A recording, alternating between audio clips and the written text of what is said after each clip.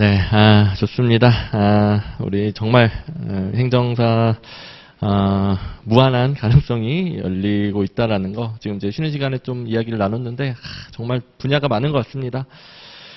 자, 그걸 위해서는 우리가 또 이런 시험제도를 통과해야 되는데 행정학 뭐 보통 그동안 행정사 수험생들이 행정학을 만만하게 보고 많이 시작을 했는데 뭐 법에 비해서 뭐 좀 더 쉽게 느껴지는 부분도 있고, 그다음에 여러분들이 많이 들어본 얘기들도 오늘 1교시에도 많이 나오죠.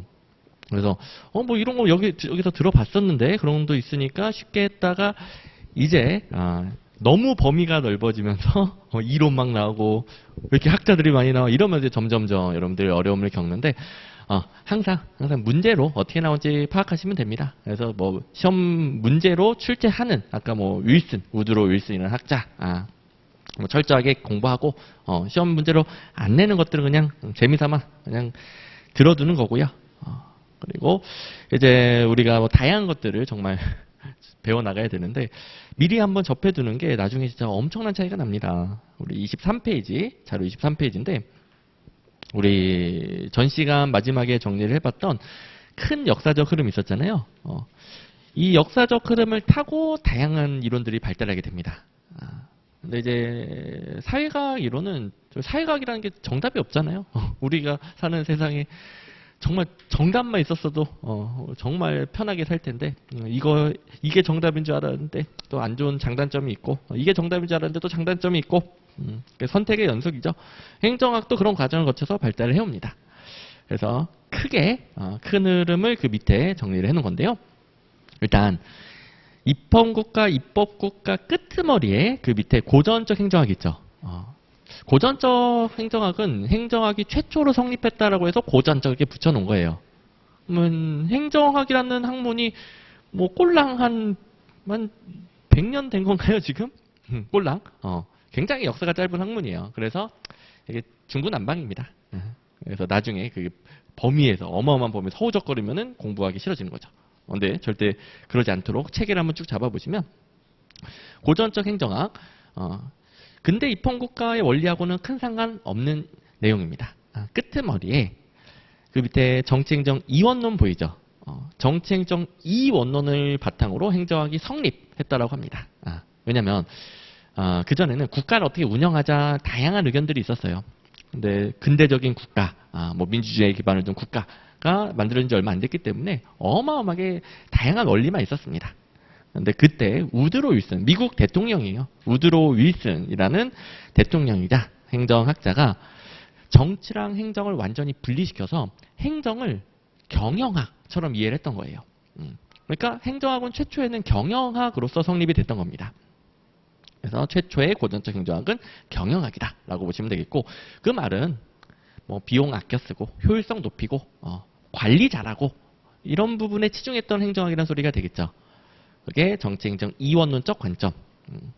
그리고 그 위에 전통적 관료제라는 개념이 보이죠. 자, 전통적 관료제는 뭐 독일에서 베버라는 학자가 그 당시가 막 산업사회가 발달하던 시절이에요.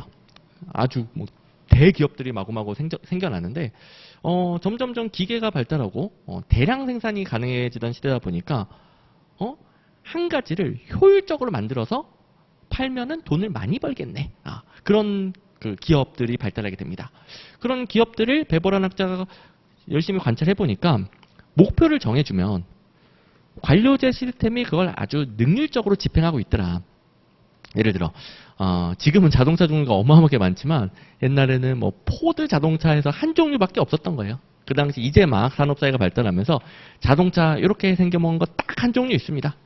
그럼 포드 자동차에서는 어차피 이거 하나밖에 없는데 지금처럼 별의별 다양한 색깔의 다양한 자동차를 만드는 게 아니라 이 하나를 가장 효율적으로 생산해서 대량 생산해서 많이 팔면 돈을 많이 벌겠죠.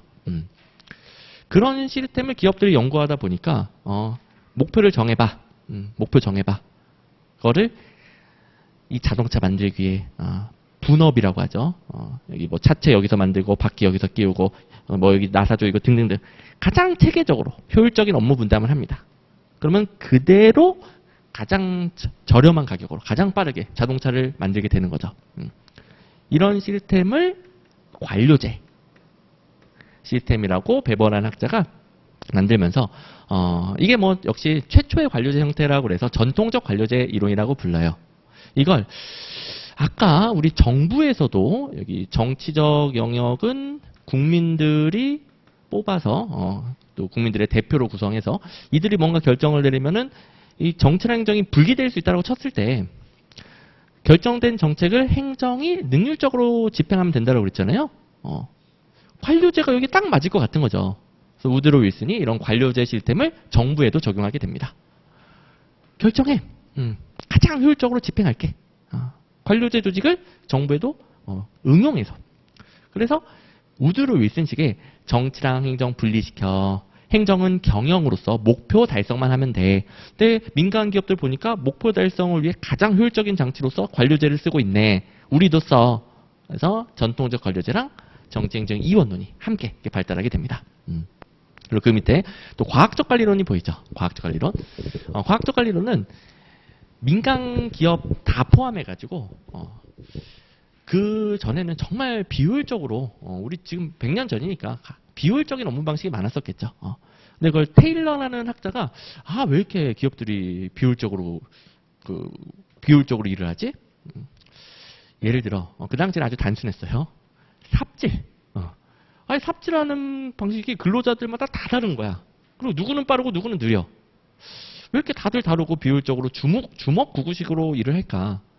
테일러가 가장 효율적인 삽질 방법을 찾기 시작합니다. 그래서 이렇게도 해보고 저렇게도 해보고 별의별 방식으로 다 삽질 방법을 해보니까 가장 빠른 삽질 방법은 이거더라. 이걸 이제 한번 발견하게 돼요. 그래? 삽질뿐만 아니라 다른 데도 적용할 수 있겠네. 예를 들어 우리 공부 보통 1시간 정도 강의를 듣고 한 10분 정도 쉬고 1시간 강의 듣고 이 정도를 하잖아요.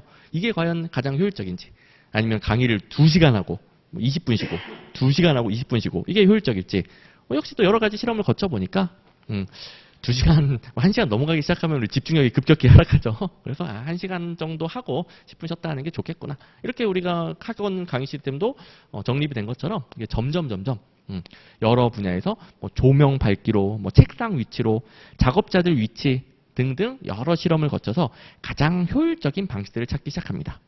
그래서 이거는 내가 과학적 분석을 통해서 일일이 다 실험을 해보면서 가장 효율적인 방법을 찾은 거야.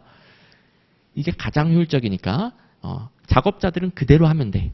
이런 원리를 정립하게 되겠고 과학적 관리론이라고 이름을 붙입니다. 일단 이름이 관리론이죠. 관리론. 관리론이니까 능률적으로 집행하는 효율성을 높이는 관리 기법이에요. 그다음에 과학적 분석을 거쳤다 그래서 과학적 관리론이라고 하는데 그래봤자 이쪽이 아니라 이쪽이죠. 이쪽. 그래서 민간 기업에서 이게 대유행하게 돼요. 그리고 행정에도 같은 원리를 적용을 해보자. 사실 윌슨식의 정치행정 이원론이나 베버의 관료제나 테일러의 과학적 관리론이나 다 경영학입니다. 경영학. 목표를 효율적으로 달성하기 위한 원리로서 같이 콜라보가 됩니다. 그 밑에 행정관리론이라고 적혀 있는데 관리론이죠. 역시 관리론. 과학적 관리론이 대유행하면서 행정 분야에도 관리론을 적용해보자. 그래서 행정관리론이 등장하게 되어 있고 내용은 같아요. 근데 과학적 관리론이 민간 기업을 다 포함하여 연구를 했다면 행정관리론은 주로 행정부 내부의 관리 시스템을 연구하려고 했던 거예요. 그래서 이 네 가지가 19세기 말 정도거든요. 그때 19세기 말 미국의 고전적 행정학을 성립시켰다라고 학자들이 평가를 합니다. 그러면 지금 19세기 말이면은 1800년대 후반이죠. 요 정도 19세기 말 여기가 고전적 행정학이 지금 있습니다. 그 다음에 1930년대에 대공황이 있었다고 그랬죠. 대공황 시장 실패를 상징하는 사건. 요때 대유행을 했던 거예요. 근데 이제 대공황이 터지면서 이런 경제 위기 정치인들은 잘 몰라요. 경제 위기 극복 방법에 대한 전문성이 부족해요. 근데 원래부터 행정은 이런 관료들이 항상 하는 게 효율성을 높이고 전문성을 바탕으로 해서 업무를 수행하고 그런 거다 보니까 정치인들, 국민들이 뭘 원하는지 파악하는 그런 사람들에 비해서 경제 위기를 어떻게 극복해야 될지에 대한 전문성이 더 강했던 거예요. 그래서 대공황 극복을 위한 대공황 극복을 위한 정책 결정 역할까지도 하게 됐다라고 그랬죠.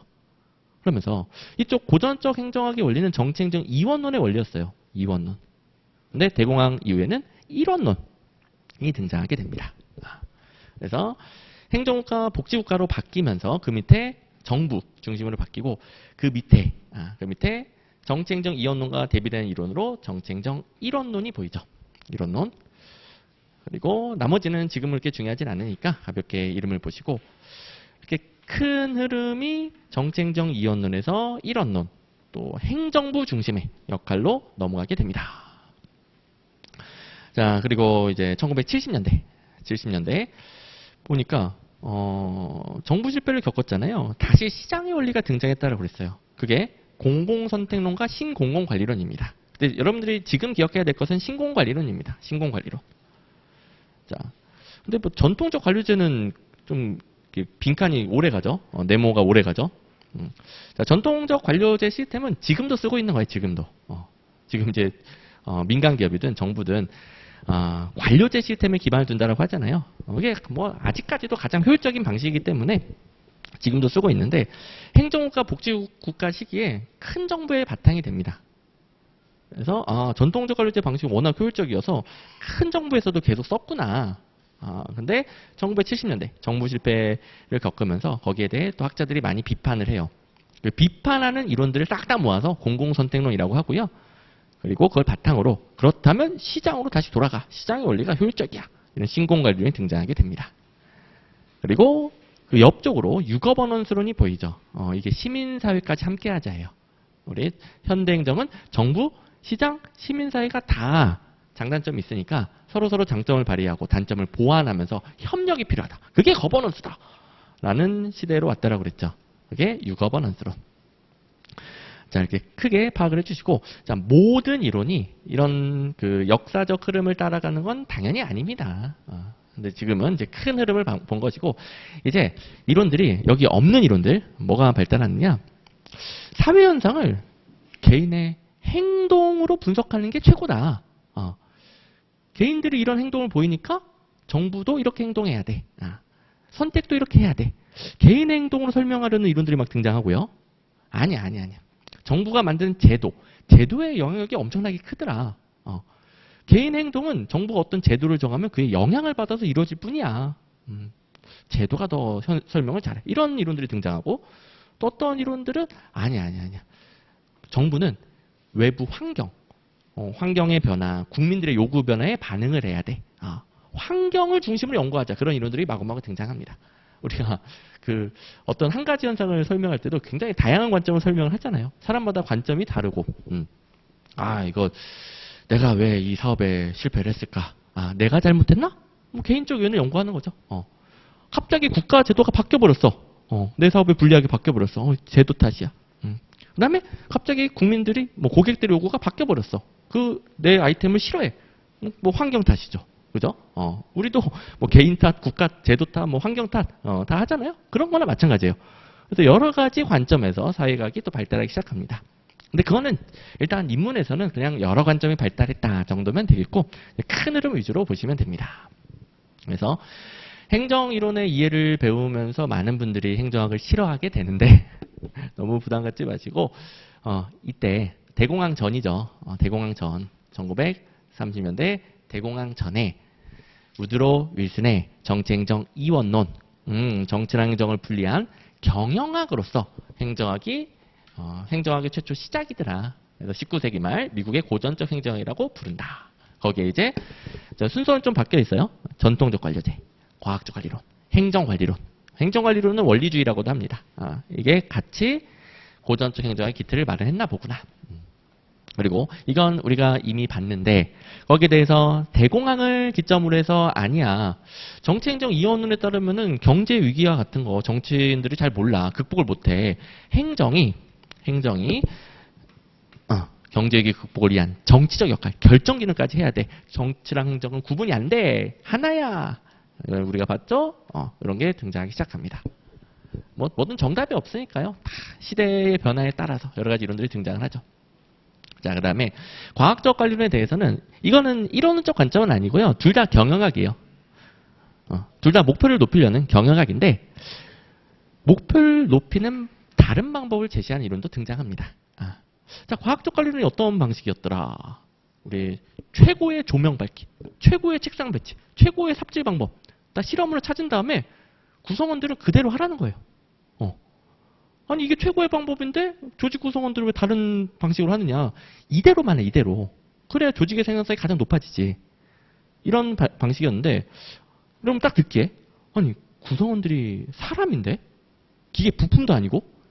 그냥 시키는 대로만 한다고? 이상한데? 우리도 뭐 여러 군데서 일을 해봤듯이 아무리 좋은 방법이어도 할 맛이 안 나면 안 하는 거예요. 그죠? 할 맛이 나야 하는 거죠. 그래서 아니 조직 구성원들이 기계 부품도 아니고 사람인데 사람으로서 심리적인 요인, 인간적인 요인 그걸 고려해줘야 더 열심히 일을 하는 거지. 이런 이론도 등장하게 됩니다. 여기는 이제 둘 다 생산성을 높이는 방식이다. 근데 방법이 달랐네. 방법이. 과학적 관리론은 인간을 기계 부품처럼 봤다. 최고의 방법 찾아서 그대로 하라고 그랬다. 근데 인간계로는 아니다. 사람, 구성원들은 사람이다. 사람. 사람의 여러 가지 요인들을 고려해줘야 된다. 그래서 동기부여도 해줘야 되고 할만하게 해줘야 되고 그리고 구성원들 간의 관계도 중요합니다. 아니 서로 사이가 너무 안 좋아. 그럼 같이 협력해야 되는 업무에서 생산성이 높아지지 못하겠죠. 같이 일하기 싫어하겠죠. 이런 것들을 발견하게 됩니다.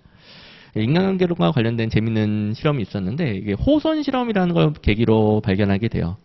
메이오라는 학자가 호선 공장에서 원래 과학적 관리론을 증명하려고 했어요. 원래는. 그래서 막 조명 밝기 이런 거 세팅해두고 과학적 관리론을 증명하려고 열심히 연구를 하고 있었는데 이런 현상이 발견됩니다. A 집단은 조명 밝기를 밝게 해주고 B 집단은 아주 어둡게 해놨어요. 대충 이제 예상을 하면서 A 집단이 더 생산성이 높겠거니 조명이 좀 밝아야 뭐가 보여야 작업을 할 거 아니에요. A 집단이 높겠거니라고 생각했는데 B 집단이 뭐 보이지도 않는데 훨씬 더 잘한 거예요. 왜 그러지? 보이지도 않는데 어떻게 작업 생산성이 더 높지? 알고 보니까 B 집단이 야 우리 실험 대상이래. A 집단 쟤네랑 비교한대.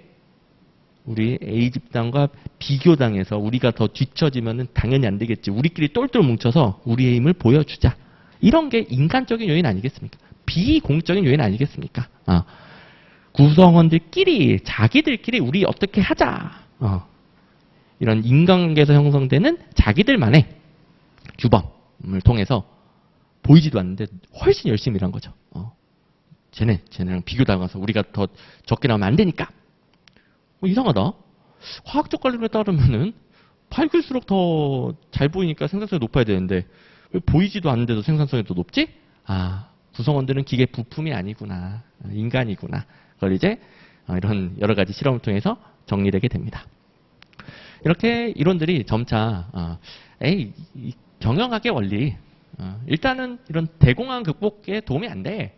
대공황을 계기로도 바뀌고 그다음에 인간에 대한 이해를 바탕으로 또 바뀌고 그리고 여기는 이제 행태론이라는 게 행정관리주의, 행정관리론, 원리주의를 비판하게 되는데 얘는 좀 예외적이에요. 어쨌든 또 다른 원리에 의해서 또 비판을 받습니다. 이건 좀 어려우니까 생략을 할 거예요. 어쨌든 이제 행태론 또 비판을 하고요. 그리고 참고로 이제 이때 행정국가 시기잖아요. 행정국가 시기랑 행태론은 상관이 없는 이론이에요. 시기는 이 시기인데, 시기는 이때인데, 행태론은 연구 방법을 고도로 과학화시키려고 했습니다. 여기도 나름 과학적인 분석을 했죠. 근데 이 과학적인 분석이라는 게 뭐 삽질, 방법, 동작 연구했던 거예요. 근데 행태론을 보기에는 너네가 추구하는 과학적인 방식은 엄밀한 증명이 된 게 아니더라. 그래서 엄밀한 증명하는 연구 방법이 사회학 전체에서 발달하고요. 행정학에서는 행태론으로 발달하게 됩니다. 그래서 이거는 시대적 배경과 상관없이 연구 방법이 발달했던 거예요. 근데 여기에 대해서 후기 행태론. 후기 행태론은 이때 행정국가 시기하고 밀접한 관련이 있습니다. 60년대가 되면서 아까 뭐 각종 빈곤, 흑인 폭동 뭐 등등 약자들에 대한 문제들이 대두되기 시작했다고 그랬죠. 이때 큰 정부의 원리에 따라 행정국가에서는 경기는 다시 살아났어요. 근데 이런 경제적 양극화, 빈곤층 문제 때문에 그 사회 문제를 해결해야 된다. 라고 하면서 후기 행태론이 등장해요. 행태론은 사회 문제 해결하고는 관련이 없고요. 여기는 그냥 어떻게 하면 엄밀하게 증명할까 이런 연구였어요. 그래서 아예 증명이나 할 게 아니라 문제를 해결해야지. 예를 들어 너무너무 배고파요. 배고파. 여기에 대해서 행태론자들은 내가 다 증명을 해봤거든? 너네 밥을 안 먹어서 배고픈 거야. 배고파 죽겠다니까요. 아니 너네 밥 안 먹어서 배고프다니까? 내가 다 증명했어. 저기 비유하면은 이렇게만 연구를 했던 거예요. 아니 배고프면 후기 행태론자들 입장에서는 밥을 줘야지. 배고프면은 배고픔을 없애줘야죠. 왜 배고픈지 증명해서 뭐 더냐. 배고프면 밥을 줘야지. 사회 문제가 있으면 해결을 해야지. 이걸 강조하면서 행태론을 비판을 합니다.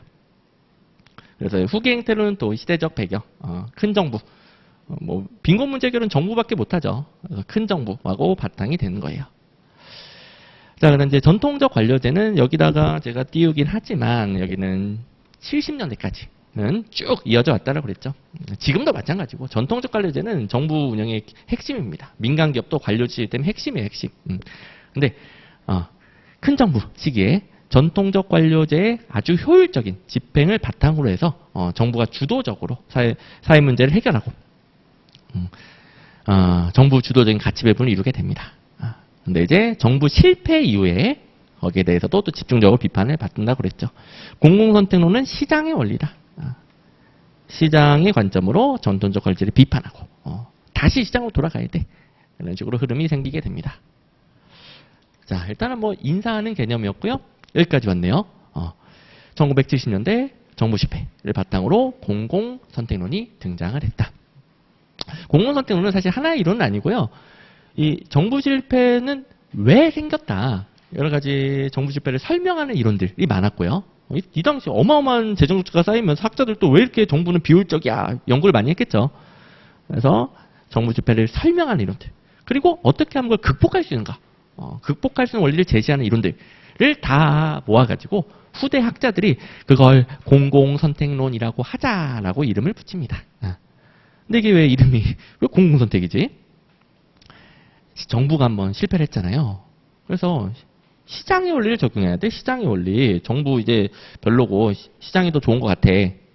그래서 시장에 적용되는 이론을 정부에도 적용하려고 하는데 그게 경제학입니다. 경제학. 원래 경제학이라는 게 시장을 연구하는 학문이잖아요. 시장에서 소비자들이 어떤 선택을 하는지 그걸 연구하는 게 경제학이죠. 공공선택론자들이 보기에는 아니 정치인 관료도 시장의 행위자들과 똑같은데 왜 다르다라고 연구하고 있지?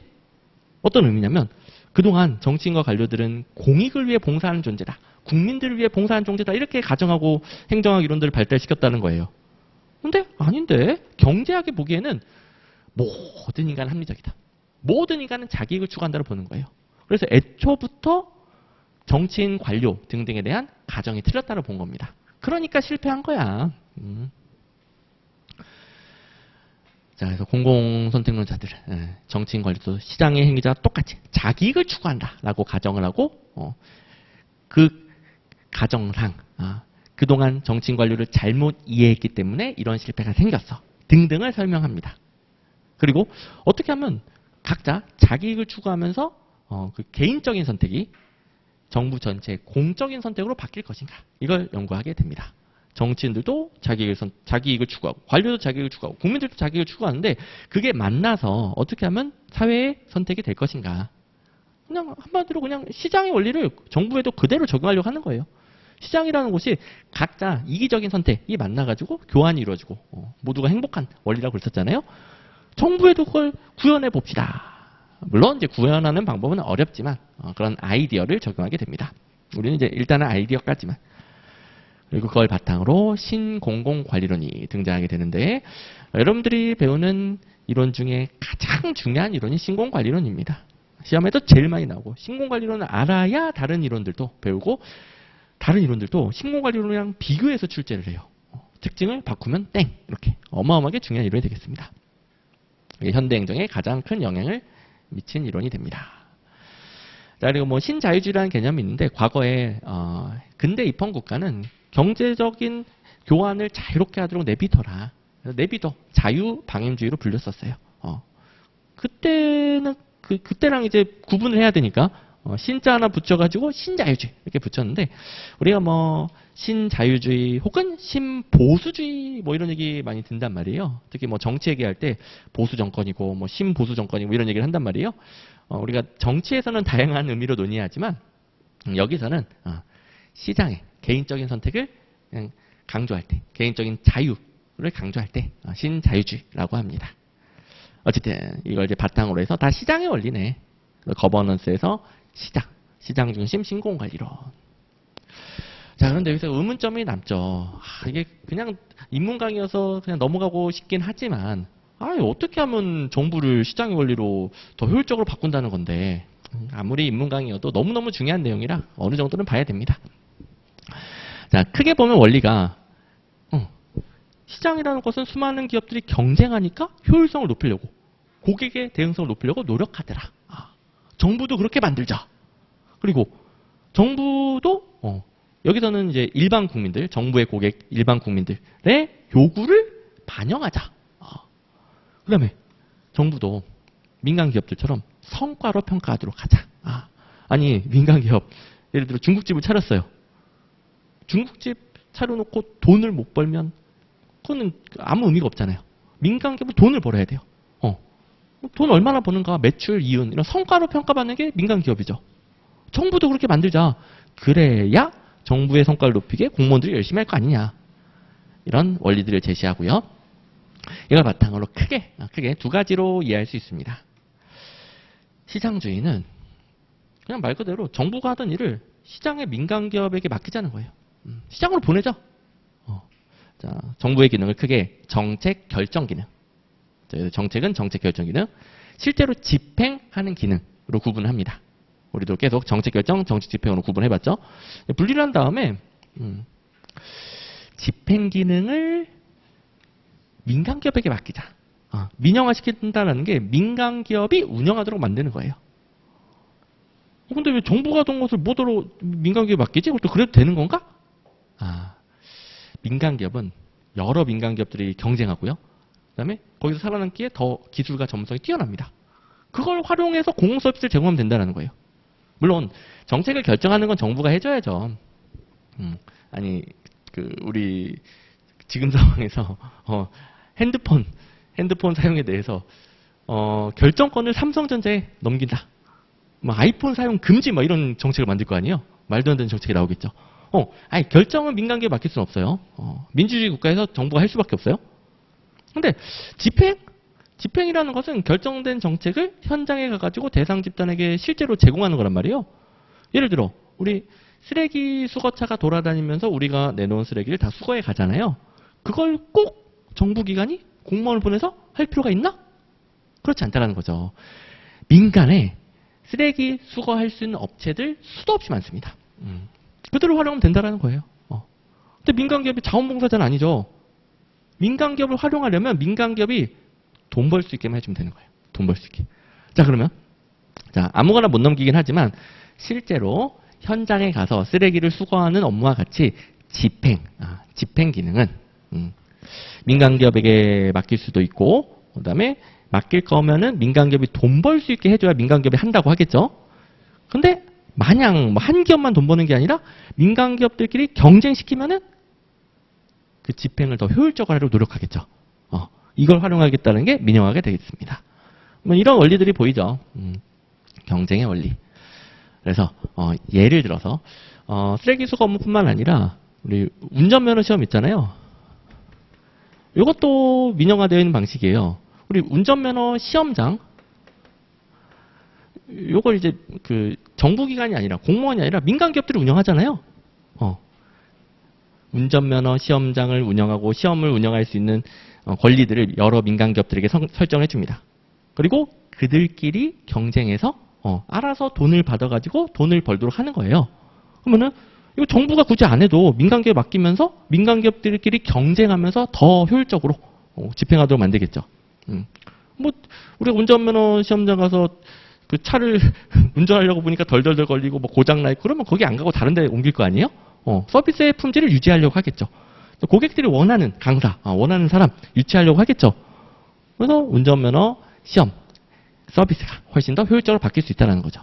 실제로 우리나라에 이렇게 운영하고 있고 이런 식으로 꼭 정부기관, 공무원이 안 해도 되는 것들이 보이고 그런 것들은 민간 기업들끼리 경쟁시켜서 공급하도록 하고 대신에 돈 벌 수 있게 해준다. 뭐 시험료 받잖아요. 또 강사료 받잖아요. 돈 벌 수 있게 해준다. 그러면 그들이 알아서 자기들이 돈 많이 벌기 위해 노력한다. 효율성을 높이고 고객 대응성을 높인다. 라고 본 거죠. 아 그러네. 이런 식으로 정부 부분을 효율적으로 개선할 수 있겠구나. 그리고 이제 규제라는 것은 민간 기업에 대한 금지 사항들이겠죠. 근데 그런 것들은 좀 풀어줘야지. 그래서 민간 기업들이 서비스를 공급하는데 어려움이 없게끔. 자, 이제 다른 용어들은 좀 나중에 정리를 하고요. 일단 민영화에 대해서 이해를 했으면은 일단 입문에서는 성공입니다. 민영화. 그리고 이제 신관리주의는 뭐냐? 이게 민영화가 좋은 건 알겠는데 모든 걸 다 민간 기업에 맡길 수는 없잖아요. 특히 너무 공공성이 높아서 정부가 할 수밖에 없는 내용들. 이걸 맡겼다가는 이상해질 것 같은 민간 기업이 공급했다가는 완전히 망가질 것 같은 뭐 예를 들어서 이런 기관이 있어요. 국립중앙극장. 여기는 뭐 어벤져스 틀어주고 영화 틀어주고 그런 게 아니라 전통문화 공연을 합니다. 이걸 이제 민간 기업에 맡겨. 민간 기업은 돈 벌어야 되잖아요. 막 싸이랑 콜라보하고 힙합이랑 콜라보하고 돈 벌기에 이게 망가지겠죠. 전통 문화가 보존이 안 되겠죠. 이런 건 민간 기업에 맡기면 안 되겠네. 어떻게 하지? 정부가 할 수밖에 없긴 한데 정부가 할 거면은 효율적인 민간 기업의 기법이라도 도입을 하자. 민간 기업의 경영 기법들은 어마어마하게 발달해 있으니까 그거라도 도입을 하자. 근데 그 기법의 핵심은 성과 관리입니다. 성과 관리. 이 성과 관리는 민간 기업에게는 너무너무 당연한 겁니다. 제가 이제 중국집 예를 들었듯이 중국집 사장님이 짜장면 많이 팔아서 돈 많이 번다. 뚜렷한 성과 목표가 있고 짜장면에 뭘 넣을지 가게 운영 어떻게 할지 알아서 하는 거죠. 뭐 불법만 저지르지 않으면 중국집마다 다 다르죠. 알아서 하는 거죠. 그리고 뭘로 평가를 받는 겁니까? 얼마나 많이 팔았는가, 돈 많이 벌었는가 그걸로 평가를 받는 거예요. 민간 기업은 당연한 원리예요. 이거는. 그걸 정부에도 적용하자라는 거죠. 왜냐하면 그동안 정부 시스템은 국민의 세금으로 이루어지다 보니까 또 경쟁자가 없다 보니까 박 터지게 중국집들끼리 경쟁하면서 어떻게 하면 더 많이 팔까 그런 노력이 없고 근데 정부에도 이걸 적용하게 되면은 예를 들어 국립중앙극장 기관장에게 관객 수 몇 명 이상 이렇게 성과 목표를 정하고요. 운영에는 자율성을 줘요. 너가 알아서 전문성을 발휘해. 대신에 실제로 몇 명 왔어. 성과 목표 채웠네? 오케이. 월급 올려줄게. 연봉 올려줄게. 그러면 이제 공무원들이 뭐 기관장이든 또 공무원들이 이런 성과 목표를 달성하기 위해. 왜냐하면 성과 목표를 달성할수록 보상이 올라가니까 더 열심히 노력한다라는 전제가 되어 있는 거죠. 근데 이 논리들을 보니까 어떻습니까? 민간 기업은 당연하고 관료들도 똑같이 자기이익을 추구하는 존재로 가정하고 있죠. 시장의 원리, 경제학의 원리예요. 경제학은 모든 인간은 합리적이다. 그러니까 그 전에는 정치인 관료들이 뭐 공익을 위해 봉사한다 라고 그냥 암묵적으로 그렇게 가정하고 있다 보니까 그냥 맡겨놨더니 딱히 뭐 열심히 안 하고 뭐 부정부패하는 경우도 있고 그 노력이 덜하다라는 거죠. 근데 아니야. 다 이기적인 인간이니까 이기적인 동기. 성과를 낼수록 돈을 많이 준다. 뭐 성과급이라고 하죠. 성과급 많이 준다. 이런 원리를 적용해야 그들이 자기 이익을 위해 열심히 할 것이다. 이런 원리를 적용합니다. 물론 꼭 그런 건 아니겠죠. 근데 그 당시에는 너무 정부 재정 적자가 심각하고 정부의 비효율성을 학자들이 너무 비판했기 때문에 이런 원리를 적용을 했고 나름 효과가 있었어요. 나름. 그래서 이게 대유행하게 됩니다. 뭐 주요 선진국 우리나라 마찬가지 대대적으로 유행을 합니다. 근데 뭐 직관적으로 좀 느껴지는 것들이 있죠. 아니 공공 부분인데 무작정 이기적인 동기 그리고 무작정 뭐 민간 기업에 맡겨 뭐 성과 관리, 성과에 따라 성과급죠. 이런 식으로만 운영하게 되면은 좀 안 맞는 부분들이 느껴지시죠. 그래서 지금은 각종 부작용이 아주 많이 발생하면서 또 새로운 원리들이 등장한 게보다 시민사회가 보완이 필요하다고 보는 겁니다. 어쨌든 지금 흐름 시장의 원리를 실컷 적용해봤다. 아무튼 여기도 문제 하나 보면서 신공관리 가장 중요한 이론이라고 그랬는데 어떤 식으로 출제가 되는가? 3번. 정부의 기능을 민간에 맡긴다. 민간화. 뭐 민간 기업이 운영하도록 한다. 민영화 같은 개념입니다. 이거 괜찮네. 그다음에 이러면 민간 기업에 맡겨버리니까 정부의 역할을 축소하는 거잖아요. 정부 지출을 축소하려고 하는 거겠죠. 그래서 신공관리는 작은 정부를 추구합니다. 그 전에 행정국가 시기에서는 큰 정부였잖아요. 이제는 정부 비효율적이야. 줄여. 민간 기업에 맡겨. 작은 정부. 팽창. 큰 정부 추구. 땡. 이런 식으로 출제가 되는 거죠. 뭐 문제는 허무하다고 그랬죠. 내용은 어려운데 문제는 쉽습니다. 자, 그리고 4번에 공공관리와 시민에 대한 공공서비스 공급의 효율화를 강조하고요. 그걸 위해 시장 기제들, 뭐 민영화라든가 성과관리 이런 것들을 도입해야 된다고 보죠. 네, 5번에 정부 서비스 공급의 관리는 산출 성과 지향적이어야 된다. 뭐겠습니까? 그냥 단순히 예산 때려 박으면 뭔가 나오겠지가 아니라 적극적으로 산출 성과를 늘리기 위한 노력을 해야 돼 있고 그게 뭐다? 성과에 비례해서 보상을 주는 거예요. 공무원들이 자기 성과급 많이 받기 위해 열심히 일할 거라는 거죠. 자, 나머지는 뭐 이번에는 조금 다루지는 못하는 부분이니까 이 정도 한번 확인해 보면서 신공관리 문제로 이렇게 나오는구나.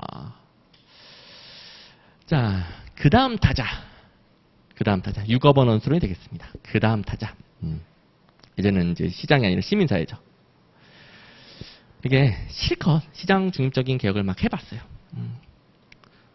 근데 일단 공공 부분이 추구하는 목표는 뭐 매출, 이윤 이런 게 아니라 공익이다 보니까 너무 공익은 모호하고 다양하고 뭐 너무 많은 것들을 한꺼번에 추구를 해야 된단 말이에요. 또 목표 자체가 이렇게 모호하고 다양하니까 성과 관리를 적용해서 성과 목표를 설정하고 측정해야 보상을 연결하는데 측정하기도 굉장히 어렵겠죠. 그러니까 성과급을 주려고 해도 아니 성과가 제대로 측정이 안 되는 거예요. 그래서 비판을 또 받아요. 그다음에 민영화, 민간기업에 맡겼더니 민간기업은 돈 벌려고 공공서비스를 공급합니다. 돈이 안 되는 걸 안 해버려. 예를 들어 전기 서비스를 민영화 시켰더니 전기를 막 올려버리고 돈 벌어야 되니까 그럼 약자들이 전기 서비스 이용하기가 어렵겠죠. 그다음에 돈 못 내네? 끊어버려. 아니 요즘 시대에 전기 없이 어떻게 삽니까? 전기는 인간의 기초적인 생활과 관련된 부분인데 그걸 민간기업에 맡겼더니 기초 생활과 관련된 것을 요금을 올려. 요금 안 내면 끊어버려. 이런 부작용이 나타나게 됐던 거예요. 아 그러네. 무작정 민간 기업 이기적인 동기를 활용하는 것도 좋은 게 아니구나. 정부가 하는 업무는 굉장히 다양하고 공익을 실현해야 되고 약자들도 챙겨야 되니까 우리 경영과 행정의 차이점이 그거였잖아요. 처음에 나왔듯이 경영은 자기 고객만 챙기면 돼. 근데 행정은 모든 국민, 약자들까지도 챙겨야 되는데 공적인 역할을 해줘야 되는데 민간 기업은 그걸 안 하네. 그다음에 관료들도 자기 성과급에 도움이 되는 거 외에는 안 하네. 인간의 이기적인 동기를 자극하는 시장의 원리도 부작용이 많이 발견이 됩니다. 그러면서 아니 민주주의가 발달하면서 왜 꼭 민간 기업만 활용을 하느냐. 이제는 공동체 이익을 위해 스스로 참여하는 시민사회도 발달하고 있어. 시민사회와의 협력이 필요하더라. 자, 공동체주의라는 것은 우리가 뭐 깊이 들어갈 필요는 없겠지만 시민들이랑 기본적으로 자신이 소속된 공동체가 잘 되는 걸 바란다라고 생각한다는 거예요. 자기 공동체 이익을 위해 예를 들어 우리끼리 자율방범단을 조직해서 돌아가면서 순찰을 돌자. 그러면 우리 자식들 동네 전체의 안전이 높아질 거 아니냐. 이런 모습들이 또 미국에서도 많이 발견이 되고 그다음에 우리나라 같은 경우에도 제가 최근에 좀 감명 깊게 본 뉴스는 좀 음주운전으로 인해 피해를 입은 가족들이 자기들끼리 이제 집단을 만들어 가지고 돌아가면서 순찰을 돈대요. 그래서 음주운전으로 의심되는 차량이 있으면 서로 신고하고 경찰에 신고하고. 그러면 그들은 뭐 사연이 있어서 그런 것도 있지만 그래도 공익을 위해 자발적으로 움직이고 있죠. 정부가 안 시켰어요. 돈이 돼서 하는 게 아니죠? 오히려 돈을 써야죠. 기름값 들어가니까. 그죠? 자기 시간 써야 되고. 그러네. 이기적이지 않은 사람들이 공익을 위해 노력하는 모습들이 발견이 되네요. 그러면서 이게 공동체 이익을 위해 시민들이 자발적으로 참여하는 것이고 그게 있으면 정부가 일일이 다 개입하지 않아도 경찰, 공무원 일일이 다 보내지 않아도 훨씬 더 음주운전 적발 확률이 높아지고, 그 다음에 시장의 원리, 꼭 돈을 주지 않아도, 돈 버는 그런 것을 연결시키지 않아도 알아서 하네? 그러니까 정부의 한계도 보완할 수 있고 시장의 한계도 보완할 수 있다는 것을 점점 발견하게 됩니다. 근데 이거는 사실 좀 그 이상적인 얘기긴 해요. 왜냐면 그런 분들이 있기는 하지만, 근데 이런 걸 이제 추구하고 발전시켜 나가야 되긴 하지만, 아직은 이것만으로는 안 되는 거죠. 정부 역할도 필요하고. 또 시장의 원리 중에 뭐 효율적인 부분도 있었으니까 그런 부분도 활용을 잘 해야 되고. 그래서 현대행정은 정부, 시장, 시민사회. 오늘 이 얘기만 한 10번 할 거예요. 왜냐면 지금 그 흐름을 알아야 행정학을 쉽게 배우니까요. 정부도 장단점이 있어. 시장도 장단점이 있어. 시민사회도 장단점이 있어. 여기는 뭐 규모도 작고 범위도 한정적이고 장단점이 있어. 그래서 서로 장단점을 보완하면서 서로 장점을 발휘할 필요가 있더라. 여기 이제 현대행정의 맥락이 되겠습니다. 자, 그래서 우리가 크게 이해하고 있는데 행정 환경이라는 게 바로 정부를 둘러싼 시장과 시민사회와의 관계를 의미합니다. 그리고 현대 행정 환경에서 중요한 개념은 뭐다? 거버넌스라는 개념이라는 거죠. 이제는 정부 혼자, 정부만 활동해서는 사회에 정말 다양하고 복잡한 문제들 해결할 수가 없는 겁니다. 아니, 우리나라가 코로나 극복에 대해서 전 세계적으로 정말 그 확산 방지에도 성공하고 사망률도 엄청 적고 여러 가지 전 세계적으로 성공 사례를 평가를 받고 있어요. 그게 정부가 뭐 영업시간 제한하고 그런 것만 가지고 됐을까요? 그다음에 기업들이 자기 이익만 추구하고 뭐 코로나도 뭐든 내 이익이 제일 중요해. 그랬으면은 극복이 됐을까요? 우리 보통의 시민들이 나는 좀 불편하더라도 마스크 잘 쓰고 다니고 이게 뭐 내 건강을 위한 것도 있지만 코로나의 확산을 방지하여 모두 코로나에서 빨리 벗어날 수 있게끔 그런 시민사회가 좀 내가 좀 불편함을 감수하더라도 마스크를 자발적으로 쓰는 행위 그게 있었기 때문에 정부의 한계, 시장 한계를 보완하여 더 빨리 극복할 수 있었던 거 아니겠습니까? 미국 같은 경우는 마스크 쓰라고 그러니까 엄청 싫어하고 개인의 자유를 침해한다 이러면서 사망률이 훨씬 높았죠. 훨씬 더 많이 확산이 됐고 그러네. 시민사회가 역할을 해주니까 정부 혼자 못하는 걸 할 수 있고 시장의 단점도 보완할 수 있네. 그래서 이렇게 거버넌스 체계가 현대행정의 큰 흐름이 되는 겁니다. 자, 이제 환경에 대해서 논의할 때는 이런 식으로 논의를 해요. 정부는 공익 실현을 위해 존재하고요. 그걸 위해 권력을 가지죠. 그리고 국민을 대표하여 민주적으로 행동을 해줘야 됩니다. 이런 존재인데 시장이라는 것은 각자 자기 사익을 추구하고요. 대신에 자율적이에요. 누가 강제하지 않아요. 그러다 보니까 효율성이 높아질 수 있다고 봅니다. 그리고 그 장단점이 있는데 둘 다 실패를 겪어봤고 최근 들어서는 최근에는 시장을 또 강조했으나 정부의 보완이 필요하고 그렇다고 정부는 완벽하지 않으니까 또 시장의 역할도 필요하고 이런 상황에서 시민사회 같은 경우에는 공익을 추구할 수 있다고 보네요. 그다음에 일반 국민들이 참여하는 거니까 민주성 높일 수 있겠네요. 그러면서 자발적이죠. 이렇게 좀 콜라보가 될 수 있다는 겁니다. 좀 부족한 부분들을 보완할 수 있는 거죠. 하지만 시민사회도 당연히 단점은 있고요. 아직은 규모가 작다. 그리고 시민들이 참여하는 제도를 만들어 놨더니 이런 현상이 또 벌어집니다. 자기 이해관계가 밀접한 사람들이 위주로 참여하는 거예요.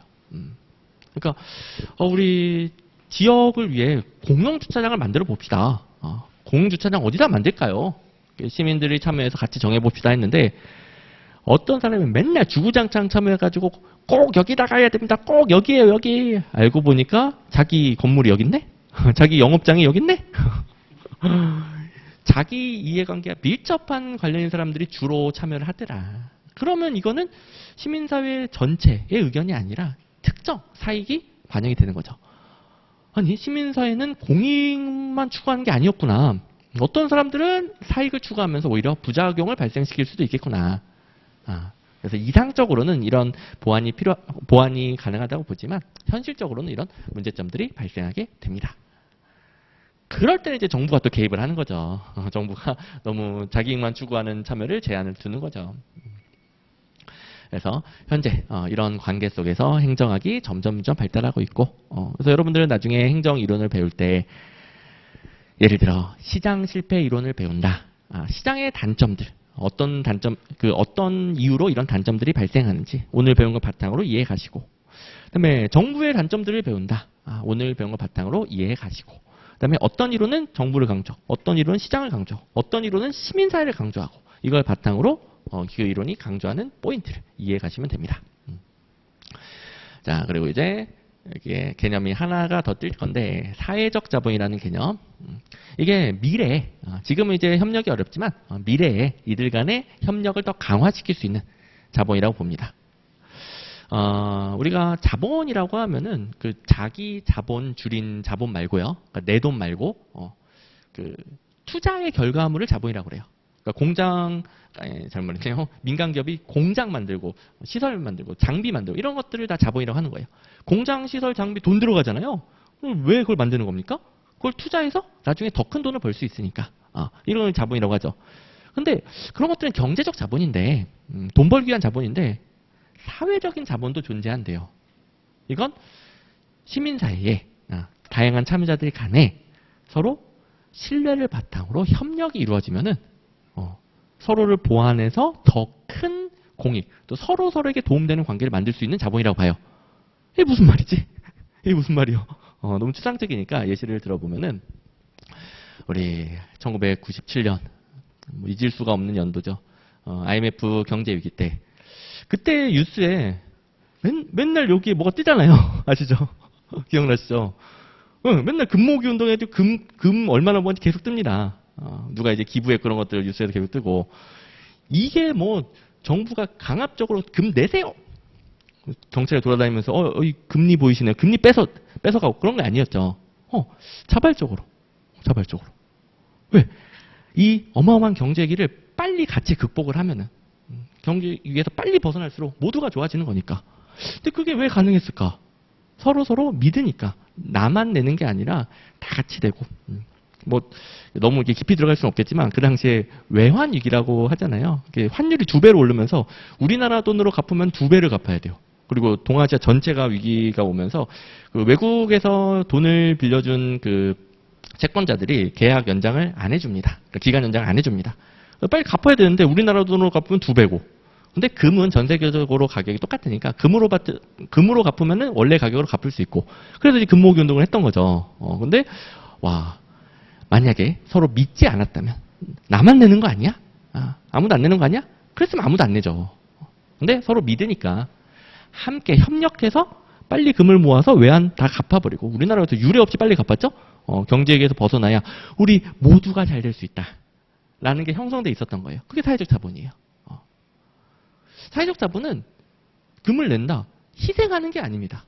잠시, 정말 결혼반지, 상징적인 결혼반지를 낸다 하더라도 단순한 희생이 아니라 경제위기를 빨리 극복하니까 모두가, 나를 포함해서 모두가 좋아지는 거죠.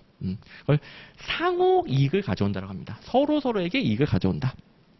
사례 많습니다. 우리 태안반도에서도 얼마 전에 거의 이제 한 10년 됐나요? 아무튼 기름이 유출돼서 이거 진짜 단기간 해결이 안 된다. 생태계 다 죽는다 했는데 우리나라 국민들은 130명 가까이 가가지고 하나하나 돌을 닦았어요. 한 명이 닦아봤자 얼마나 많이 닦겠습니까? 근데 130명이 가가지고 계속 닦으니까 순식간에 극복을 했죠.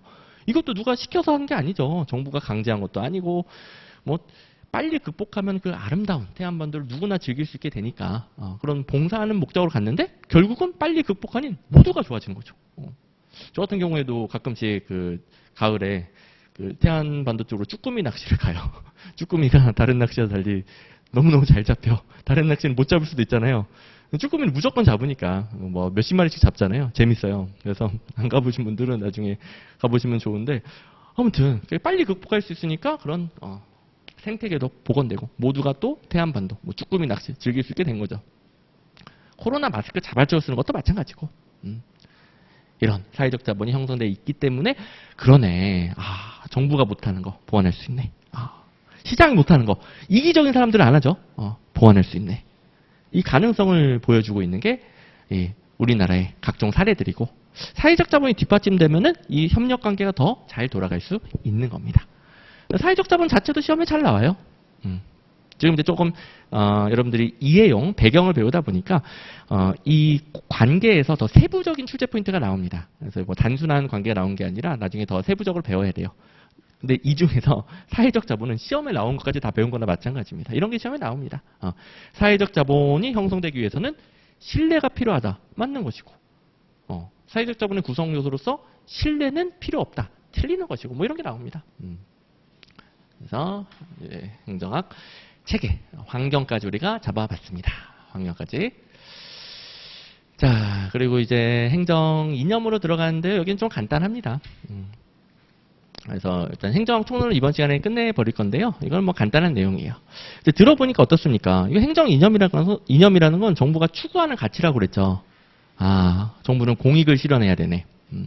그리고 뭐 정의, 사회적인 정의 비슷한 개념이죠. 그리고 정부는 약자들을 챙겨야 되거든요. 왜냐하면 약자들을 단순히 도와주기 위해서가 아니라 국가 전체에 도움이 되는 뭐 범죄율을 줄인다든가 등등, 혹은 인간의 존엄성을 높인다든가. 그리고 사실 지금은 부자여도 누구나 약자가 될 수 있어요.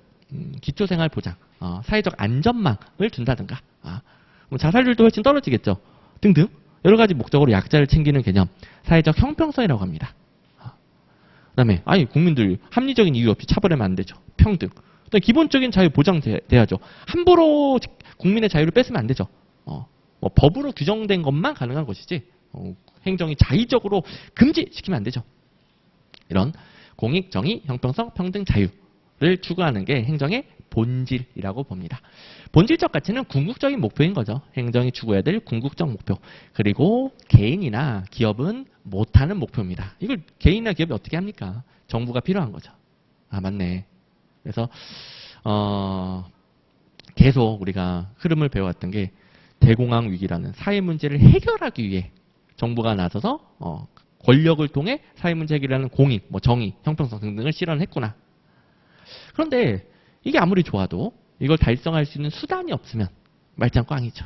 그래서 그걸 달성하기 위한 가치를 수단적 가치라고 하는데 이거 익숙하죠. 공익을 추구하는데 너무 비용이 많이 들어가요. 그럼 그 비용은 국민들이 돼야 되니까 국민들이 싫어할 수도 있고 못할 수도 있는 거죠. 효율성을 높여야 적은 비용으로 이런 공익을 달성할 수 있으니까 실현 가능성이 높아지겠구나. 등등 수단들이 필요합니다. 행정학에서 사실 이제 뭐가 본질적 가치고 뭐가 수단적 가치인지는 정답은 없어요. 근데 우리 시험을 이렇게 정답을 정해서 냅니다. 객관식이니까 특정 학자 의견에 따라서 이렇게 정답을 정해서 바꾸면 땡이 나옵니다. 공익, 정의, 형평성, 평등, 자유 5개만 본질적 가치로 출제를 하고 나머지는 다 수단적 가치예요. 나중에 필요한 것들은 다 배웁니다. 그다음에 이제 민주주의 국가니까 국민들의 의견 반영을 통해 공익이 먼저 결정을 해야 되겠죠. 민주성 등등 우리가 오늘 봤던 단어들도 많이 보이네요. 이런 것들이 행정 이념에서 논의한 내용이구나. 자, 그럼 이제 행정 총론에서 마지막 행정의 역할 하면은 혜택을 준다. 공공 서비스 제공. 우리가 정부가 쓰레기 수거를 해간다라고 그랬죠. 우리한테는 얼마나 편한 일 아닙니까? 우리나라만큼 이제 쓰레기 수거 체계가 효율적이고 뭐 거리가 깨끗하게 관리되는 국가가 또 흔치 않아요. 정부가 우리 뭐 내가 다 일일이 쓰레기 어디 들고 매립장 가서 묻고 뭐 그럴 필요 없이 알아서 다 수거해 가네. 얼마나 편해. 이런 공공 서비스를 제공하게 돼 있고. 그다음에 어떤 경우에는 공익을 위해 규제하기도 합니다. 마약 판매 금지, 유통 금지. 잡히면 다 걸리면 다 잡아가. 연예인도 다 잡아가. 규제도 하고. 영업시간 제한 규제도 하고 등등. 어떤 경우에는 공익을 위해 강제력을 행사하기도 하죠. 뭐 지금 총론에서 배우는 것들은 사실 모든 게 다 연결되어 있습니다. 근데 이것을 뭐 코끼리 만지듯이 하나하나 파악할 수밖에 없기는 해요. 근데 그래도 한 2시간 들으니까 정부가 하는 일, 현대행정이 어떤 걸 논의하고 있는지가 조금 이제 틀이 잡히죠. 그 정도를 잡으면 이번 입문이 성공이 되는 거예요. 나중에 진짜 훨씬 편하게 이론들이 들어옵니다. 자, 그리고 여기서는 조금만 더 배워볼게. 자, 보통 공공서비스 공급을 정부가 했어요. 정부가. 과거에는 정부가 다 했단 말이에요. 근데 요새는 쓰레기 수거 업무를 민간기업에 맡긴다. 운전면허 시험 운영을 민간기업에 맡긴다. 그러네. 공공서비스 제공을 민간 부분이 하기도 하네. 신공공관리론 이후로 신공관리론이 민영화를 강조했죠. 그래서 신공관리론 이후로 민간급 부분에 의한 공공서비스가 등장하게 되겠고 이걸 뭐 넓게 민영화라고 합니다. 민간이 하면은 민간화, 민영화. 근데 이건 나중에 배우는데 뭐 세부적으로 민간위탁, 좀 협의의 민영화도 있긴 하고요. 자, 그다음에 원래 공공부문은 권력을 통해서 공공서비스를 제공하죠. 뭐 가장 일반적인 방식이에요. 그래서 일반행정이라고 하는데 시장의 수단을 사용한다? 이게 아까 제가 예를 들었던 국립중앙극장처럼 정부기관이에요.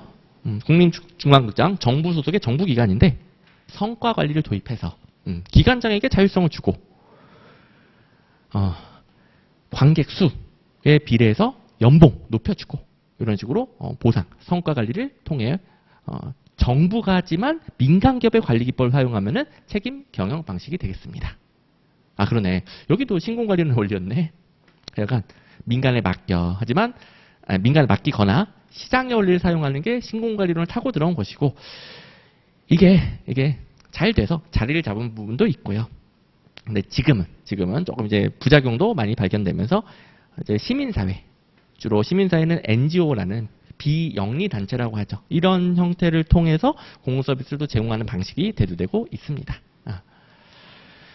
자, 여기까지 좀 행정의 역할, 그러니까 행정 총론 잡아두시면은 우리 행정학 배울 때 개념 잡는 거, 큰 흐름, 이론의 발달, 주요 이론의 발달, 각 이론들이 어떤 시대에는 뭘 강조했고, 시장이야 정부야, 뭐 민주성의 효율성이야, 어떤 시대는 뭘 강조했고, 그다음에 그런 이론들이 뭐가 있고, 그다음에 시장과 시민사회는 어떤 차이점이 있으면 어떤 역할을 할 수 있고, 그리고 미래의 시민사회를 통한 뭐 가능성, 이런 것들, 이 행정이 추구하고 있는 방향이다, 이런 것들은 잡히셨을 겁니다. 자, 그러면 좀 쉬었다가 이제 마지막 교시에는 나머지 파트들은 지금은 자세히 배우긴 힘들어요. 그래서 정책이론부터 나머지 파트들은 각각 주로 무엇을 논의하는지 좀 익숙해지는 시간을 가지고 마무리하도록 하겠습니다. 좀 쉬었다 하도록 할게요.